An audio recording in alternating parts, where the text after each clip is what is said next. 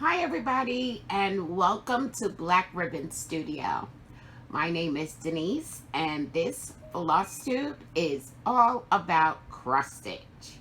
I want to thank everyone for tuning in and thank you so much for your support.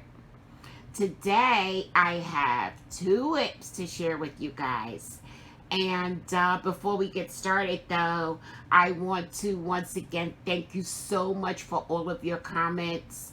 Your comments really pretty much drive this floss tube, and I love it, and I thank you for that. So, school has started here in the Ribbon household, and Maya is doing some online learning. Today is day 2. So this should be very interesting for all of us. And all of you out there that have children who are returning to school. I do want to say about a couple of weeks ago, the printer that I have, my HP printer I've had and loved for 10 years.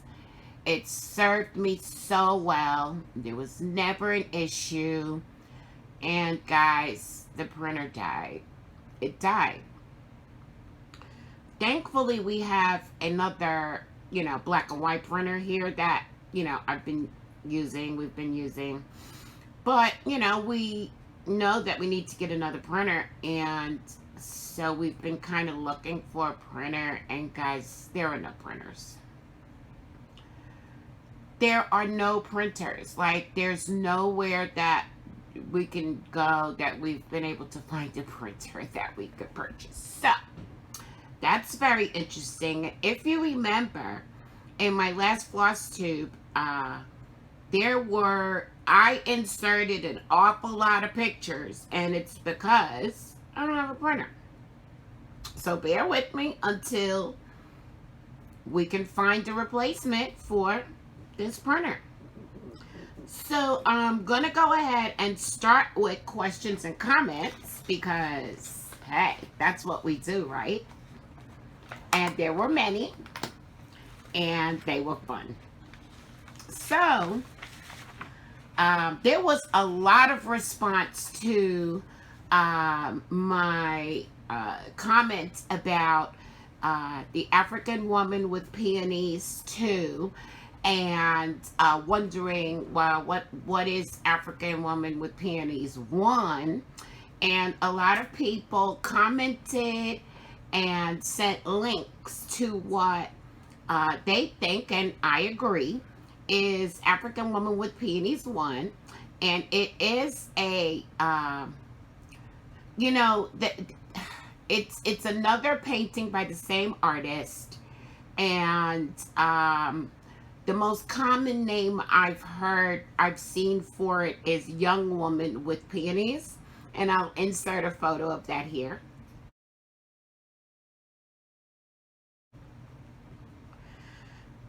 So that may have solved that little mystery. So thank you for that.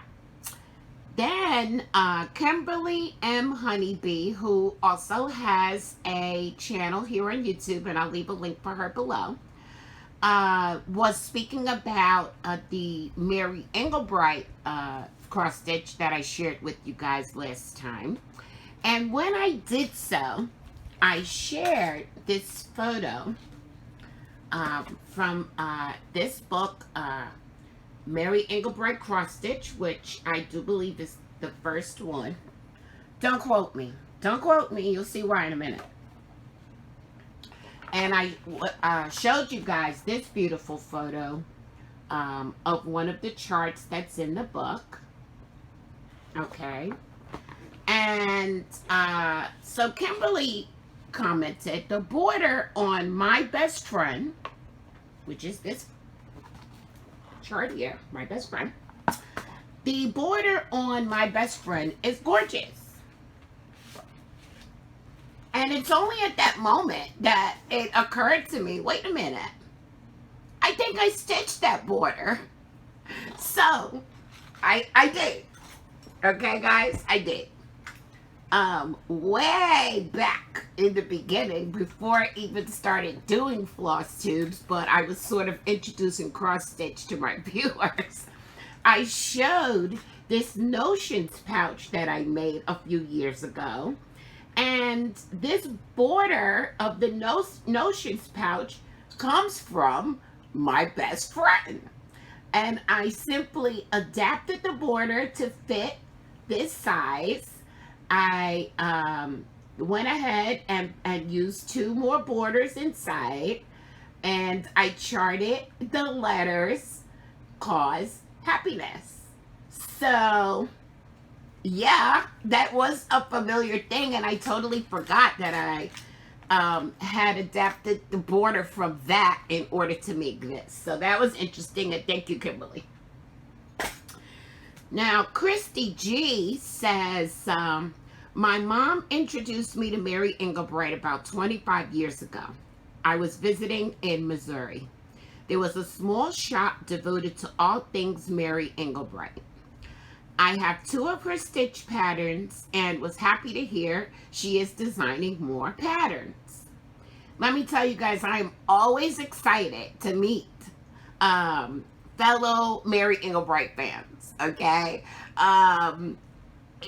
Because we sort of get that aesthetic, and I wanted to point out that I left the link in the description box on my last video for where you could possibly, you know, pick up these Mary Engelbreit books. And I stated, you know, I think these are the only 2 books that she did. Well, like I said, guys, don't quote me, okay?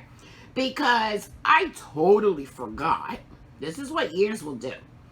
I totally forgot that there are so many more and Mary Engelbreit cross stitch books, but I totally forgot about them. It's probably because I don't own them, but I totally forgot that they're out there. So take a look, guys. You might be able to find some other very interesting cross stitch books by Mary Engelbreit as well. Now, Christy went on to say, I was wondering if you would please explain how you attach magnets to the back of your ornaments. So I am going to show you that right now. And again, if you remember, I don't have any backing here, guys. I have nothing to back anything with. So let's do it like this. If you remember, I showed you guys that I have made some witch's hat magnets and some alphabet magnets that I had made previously. And so I wanted to show you, and this package is kind of heavy, but I wanted to show you that I purchased these adhesive magnetic sheets. I guess it's called Best Crafts. I bought this on Amazon, and I will leave the link to that below. I also have in the past bought magnetic sheets from Michaels, and they're really thin. Let's see if I can pull one out here. These are really thin, guys. So it's got the sticky part here. You peel this off. The magnet is here. It's very thin. So when you place your project on it, it's very easy to just cut around it to the shape that you want. So that's how I do that. And I thought that I would also show you the sticky felt that I use, which also is from, I ordered this off of Amazon as well, and I don't see a company name on it or anything, but I'll leave that link below as well. And I'm sorry if I'm shaking the camera. Sorry. But It's the same concept. You have the felt, and this is one that I've already used, and you guys have seen these ornaments. You have the felt, and on the other side is adhesive, and you just place your work on there, cut around it. It's very easy, and I must say that the adhesive on both of these is very, very good. It's very good. It's very strong. When you get your piece stuck to this, it's stuck. It's stuck for good. Let me tell you. So, as I said, I'll leave links to both of those items below for you guys who are interested in perhaps doing the same thing. But I also wanted to show you, again, we have the little witch hats here, which I'm in love with these hats. I'm in love with them. But I wanted to show you where they came from because I still have it. It is the Just Cross Stitch 2013 Special Collector's Edition. Will you look at that? And now, I'm not normally a Halloween, I'm not a Halloween lover, I'm not a Halloween stitcher, but I am considering possibly stitching more for Halloween next year because you guys, you know, FlossTubers have shown just the loveliest things that, you know, I'm like, maybe I should stitch something for Halloween. But will you look at this little witch, guys? She is so adorable. She's adorable. I think I want to stitch her for sure. So the hats that I made into ornaments come from this chart. And it's called Witch Hat Trio. And it's designed by Sharon Pope. And here it is. Here it is. This is what it is originally supposed to look like. And I simply took each of the hats and stitched them individually and made them into ornaments. So, that's what I did there. And to go on along with the questions and comments,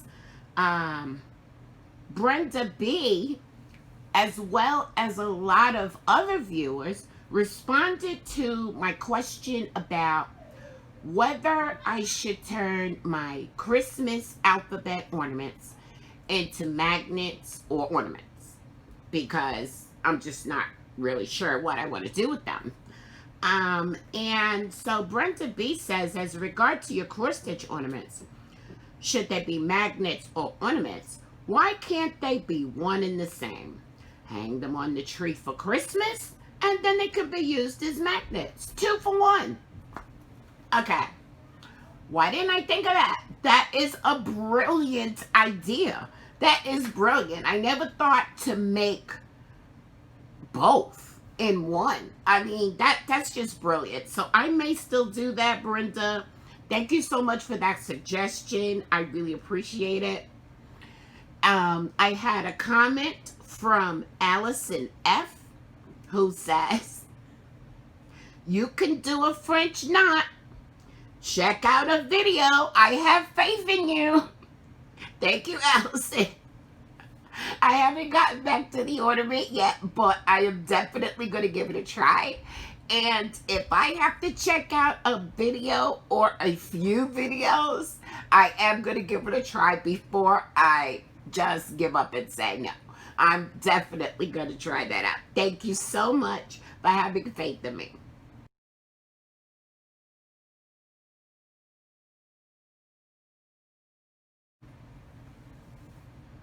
Hope you enjoyed that little break as much as I did. So what I was about to talk about is the fact that we discussed a possible birthday start. And I was trying to decide between Mistletoe Lane by Fat Quarter Shop, which I'll insert a picture of it here,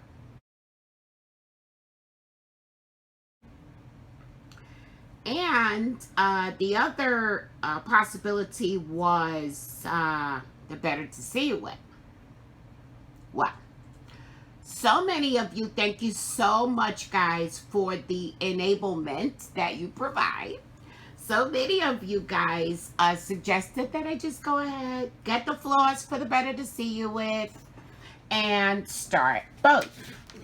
But I want to talk to you guys for a minute about the better to see you with, because I could hardly get to sleep last night because of this chart. And here it is. Da, da, da, da, da. Okay, there you go. First of all, I'm obsessed with this, and it does come from the Cross Stitch Studio, which I will link below. So as soon as I saw this chart, I purchased it. I looked at nothing. I did know that it was rather large. That's all I knew. I have not yet printed the chart or anything, because I don't have it kitted, wasn't ready to get started. So I decided to print off the floss key for it yesterday. And okay, so there are 118 different DMC colors, which, trust me, by itself, that's not an issue for me whatsoever. That is making it even more exciting. My issue came in when I started looking at the size of this thing. Oh gosh, guys, what am I going to do? If I were to stitch this on 14 count, which, let me just insert here, my feelings about a full coverage piece is that it needs to be on Aida. Doesn't necessarily have to be 14 count, but I think it needs to be on Aida, because it is, after all, full coverage. And so Aida is a very economical fabric, and so that just makes sense to me. But 14, if I stitch this on 14 count Aida, it is going to be 47.9 inches wide by 58.9 inches high. Nope, not doing that. Not doing that. Okay, that's humongous. That is, I consider that museum size. I'm not doing that. So, we can adapt, right? So I thought, she put a nice note next to 22 count, which would be would fit in a 31 by 38 inch frame. I'm thinking that's probably a standard size of a frame, so that's not so bad. And then I looked at 28 count, and of course all of these sizes translate to stitching over 1. Okay, so I've been using 28 count fabric, I'm proud to say, and it's not so bad, and I can see myself stitching 1 over 1 or whatever on 28 count. And that would give me a piece that is 24 inches wide by 29.5 inches high. Reasonable. That sounds reasonable. Sounds doable. I'm in. So the issue though comes in because I don't want to stitch this on linen. I don't want to pay $40 to $50 for the fabric that I'm going to stitch this on. Give me some help, guys. Give me some suggestions. I don't know what to do. I want to go ahead and get the floss and get the fabric so I can at the very least go ahead and kit this up so that I can get started on it and, you know, add it to my rotation. But I just don't know. I don't know what fabric to use. I'm willing to use 28 count, but 28 count what? That's not going to break the bank. Let me know in the comments, guys. Let's talk about this. Help us, girl. I don't know what to do. I just don't know. I just don't know what to do. So, there's, my birthday starts and the status of that. And then, one last thing, you guys are giving me, continuously great suggestions on where to find the, Christmas, cross-stitch Christmas books. You guys are also being so very, very gracious about looking in your own stash and seeing if you have any of these books that you can gift me with. I appreciate you guys so much. Thank you so much for that. I really, really, really appreciate it. You have no idea. It's just awesome. You guys are awesome. So now I'm trying to get back to my little notes here and move on to works in progress. The first one I want to show to you is Woman with Panties Too, which I did get some time on. And I have to say that I did decide to use the Tiny Decisions app to choose what to work on next, because that's right up my alley. There's no anxiety, there's no overthinking. It's pretty much whatever comes up, that's what I'm stitching.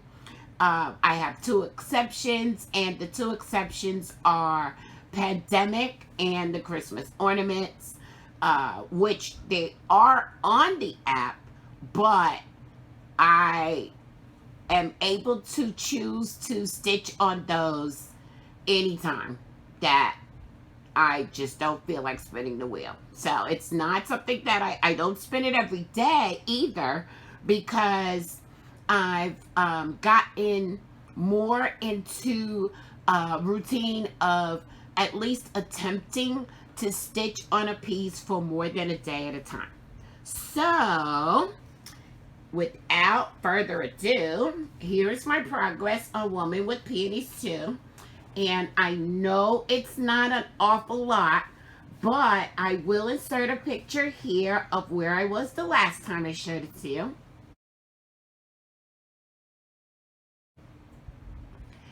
And one of the most exciting things to me, guys, about this is, as I continue to play with my lighting, is I see some color. I see some color that isn't dark black or green or brown. And so I have looked at the picture several times, because I'm like, oh my goodness, do I even have the nerve to believe that this is the start of a flower? I'm excited about it. So that's how far I've gotten on that. And I have gone back to using hoops. Now, I did purchase a, oh my goodness, what do you call this thing? This. One of these. I bought one of these. Okay. And I was using it, and I wasn't as comfortable as I want to be. And I think it's especially because, you know, I've been stitching on larger pieces, and it's a bit more cumbersome than I feel like dealing with. I'm sure I'll go back to, oh, it's called a Q-snap. Okay. I'm sure I'll go back to it. It's just right now I wanted to go back to my hoops, which is what I'm familiar with and I'm comfortable with. And so I've been using that on these massive projects. So far, so good. And a 6-inch hoop is my favorite, But because these projects are so massive, I went ahead and got myself an 8-inch hoop. So I've been using that. Also, with the woman with peonies, I wanted to point out that this is the first stitching that I've done where I've started in the upper left-hand corner. I generally start in the middle of charts, but I'm trying to change my ways and learn new things. And so I used a 3-inch post-it notepad to measure my start. So I'm really happy with, I'm happy with all of it. I'm happy with all of it. I also went ahead and got, at the suggestion of you guys, I went ahead and I got some friction pens. I'll leave a link to those below where you can get these on Amazon. Okay, I got some friction pens, and these are erasable pens. And this set even came with a highlighter that is also erasable. And so I wanted to let you guys know that I'm actually marking my chart, and I'm using my friction pens, and I feel really good about this. So this is coming along nicely. And so there's that. Now, I also did some work on Pandemic, and I got to my first critter. I was so excited, guys. I was so excited. Now, when I showed this to you the last time, I had only chosen the colors that I was going to use for the 2 borders, and that's all that I had done. So let me show you where it is now. Oh my goodness. I love this. I love this so much, guys. I love it so much. And here is my first critter. This gorgeous bird. Oh my gosh. I'm just so excited. And I'm planning to make all of the critters this color. And so, I was so anxious to just stitch on this that, if you can see, I still have not cut my fabric down to size. I still have not secured my edges. But I have promised myself that before I stitch on it again, I'm going to do that. And so, I know a lot of you probably already know there's a lot of people are having a lot of tension around this chart. And so I think I got rid of all my tension. I figured out my colors. I figured out what fabric. But, guys, when I stitched this bird, to me, I said, ooh, he looks kind of big. So now I'm back to, oh my gosh, do I have enough fabric? Okay. Just wanted to share that with you. I'm back to that. I'm back to that. So it's going to serve me very well to remeasure, cut my fabric, secure the edges. Okay, guys, so since my recording keeps turning off, I'm going to hurry up now. I'm going to hurry up and get done. Okay. So, I showed you Pandemic, and I showed you how far I got, and I told you all of my worries about that. I did upload the pattern into Pattern Keeper, and I have to say I really do like Pattern Keeper, and I enjoy using it, but it's not working for me with this particular chart because I need to see a bigger picture of what's going on the chart because of the fact that I'm choosing my own colors as I go along. I'm back to using a hoop with this, and I'm back to my paper chart and using my friction pens. So that's working so far. Now, I also was watching a new YouTuber who does FlossTube, and her name, well, her channel name is Almond M&Ms. And on her last video, she talked about the chart that she's working on, where she's using tiny decisions to choose what color to stitch next. And I thought, okay, this is great. This is great. This is some more taking the pressure off. I didn't really have pressure because I actually have my floss in a little plastic bag, and I shake it up and I just randomly choose one. But how awesome and wonderful it'll be for me, since I am using 8 different shades of pink on Pandemic. I know that I'm using 2 for the border and 1 for the critters, so that's leaving me with 5 flosses to choose from to do all of the rest of it. And I'm thinking I'm going to put those into tiny decisions as well, and just let the wheel decide what color I go ahead and use next on my chart. And I really hope that you guys can see the variegation that is happening here as I'm choosing the different shades of pink. I am just loving it, guys. So that's really it for my works in progress. I wanted to thank everyone again for the donations that you have made to my granddaughter Maya's cheerleading. We really do appreciate that.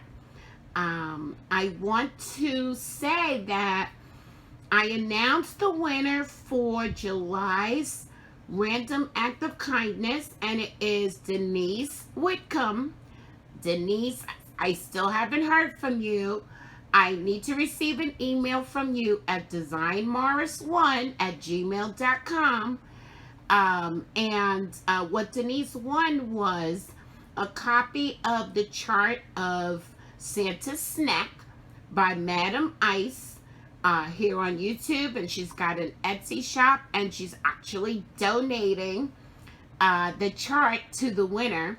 So Denise, if I don't hear from you by the next time I do a FlossTube video, I will have to go ahead and choose someone else to win that prize. So I want to welcome all of you who have also joined me on Facebook at Black Ribbon Crochet Studio. Don't forget that when you do ask to be accepted into the group, there are 2 questions that you have to answer. Unfortunately, if you don't answer those two questions, I cannot accept you into the group. It's just 2 questions, guys, and they're really, really, really easy. And so now for this week's words of inspiration. Become more aware of what's really worth your energy. Go ahead and hit the like button, guys. Give this video a thumbs up if you enjoyed it. Thank you for sharing my videos. And if you have not yet done so, go ahead and subscribe. And don't forget to hit the bell so you could be notified every time I upload a new video. I want you to enjoy the rest of your week, guys. And now more than ever, remember, love.